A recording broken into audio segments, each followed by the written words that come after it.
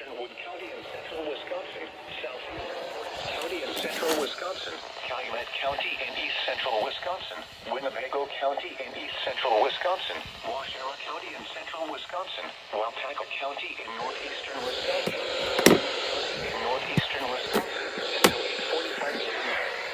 At 7:39 a.m., severe thunderstorms were located along a line extending from near Blank Creek, miles north of Fremont to near Amherst in their new home, moving southeast at 45 miles an hour.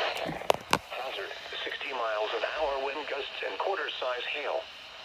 Source, radar indicated. Impact, hail damage to vehicles is expected. Expect wind damage to roofs, siding, and trees.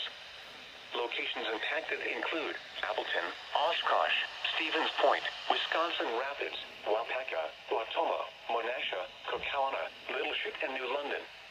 Prepare immediately for large hail and damaging winds. People outside should move immediately to shelter inside a strong building. Stay away from windows,